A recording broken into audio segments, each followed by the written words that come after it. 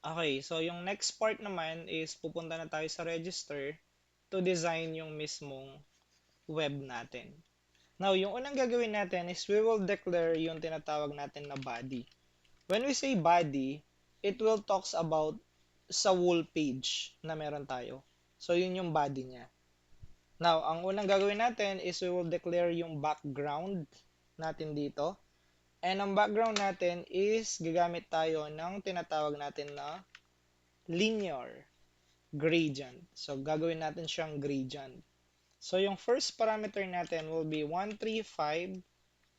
Then, kakama natin siya. You can search on web para sa different code ng mga colors natin.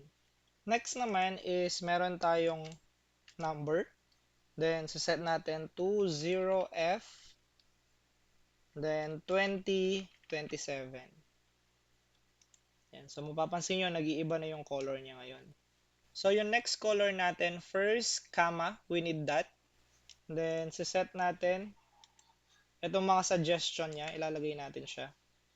So, mapapansin nyo, nag-iiba yung color ngayon. Ang gagawin natin is, next part ay font naman yung papalitan natin.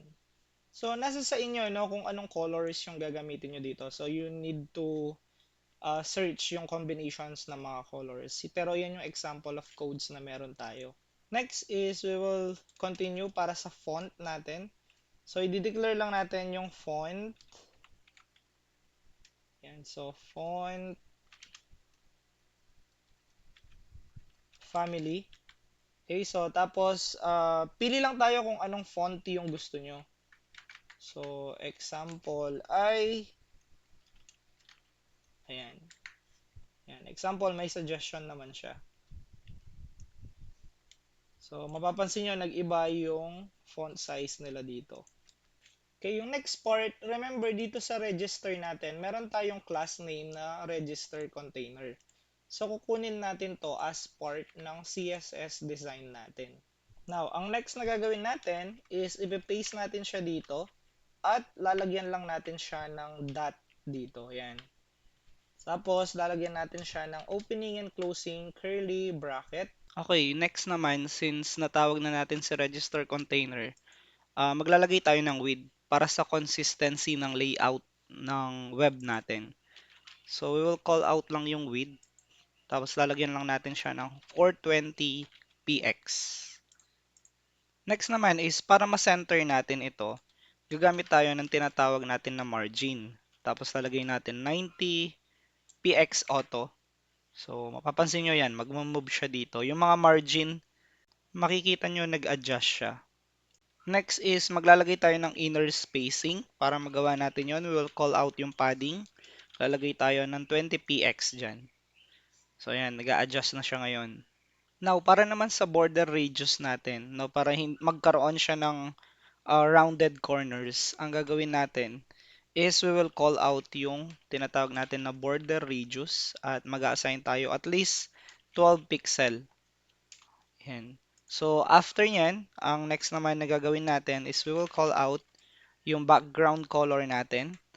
Then, number. Tapos, ang isa-set natin ay 6 na F. Yan. So, white siya nun. Yun. So, meron na tayong background para sa registration natin. Then, next naman is maglalagay tayo ng shadow para sa ano natin, sa register natin. So, para magawa yon, lalagay tayo ng box shadow. Yan. Tapos, first parameter will be 0. So, mapapansin nyo, meron siyang suggestion. So, we will take yung suggestion niya. But, we will change it into 12, 30. Yan. And then, yung last part naman natin is 0.25. Yan. So, mapapansin nyo yung border ngayon, no? Rounded siya. Kasi meron kang border radius dito. Also, if you can see, meron na siyang shadow, no? Ito yan, yung back shadow natin. Mapapansin nyo yung mga shadow dyan sa gilid niya. Okay, so yung next step natin, we will call out again yung register natin. And then, ang gagawin natin dito, gagawin natin dito, we will set yung text align natin into center. Then, after that, magkakaroon tayo ng margin bottom. So, lagyan natin siya ng 8 pixel. Yan. So, after that, lagay tayo ng color. So, sa color natin is 1F. So, lalagay natin 1F2933. So, mapapansin nyo, nag-iba yung color niya ngayon. So, kung papalitan natin siya, gawin natin green. Yan. So, mapapansin nyo, nag-change yung color nila. Pero we will stay it doon sa previous color natin na ganito yung color. Okay, so after nun, balik tayo kay register. Kunin naman natin si form group. So, lahat ng class name, ginagamit natin siya for designing dito sa CSS natin. So, lalagay natin dito is dot, yan, form group, and then opening and closing. So, ang ilalagay natin dito is maglalagay tayo ng margin bottom at lalagay natin yung 16px. Yan. So, mapapansin nyo, nagka-margin na siya dito sa ating register. Basta tatandaan nyo guys, kung ano yung under sa class name na yun. Kasi yun yung maaapektuhan. In this case kasi, yung button is under siya doon. Kaya sa bottom siya nagkaroon ng effect. Okay, next naman, pabalik tayo kay register. And mapapansin nyo, di ba may input tayo dito para sa mga placeholder natin, text field, ganun. So, i-call out nyo lang dito without yung dot niya sa una. Kasi syntax naman siya sa mismong JS natin. Then, after nun, maglalagay lang tayo ng padding dito.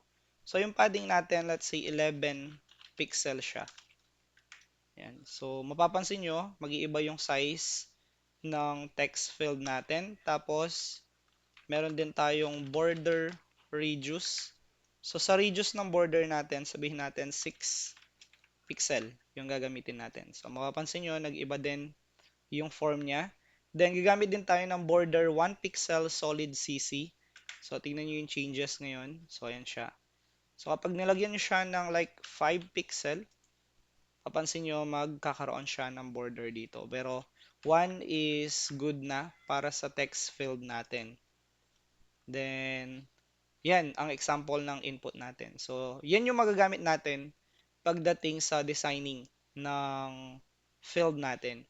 So, you should know yung class name, no? And then, kung anong klaseng design yung gagawin nyo sa kanila. You can search on the web kung ano yung mga gusto nyong design para sa form ninyo.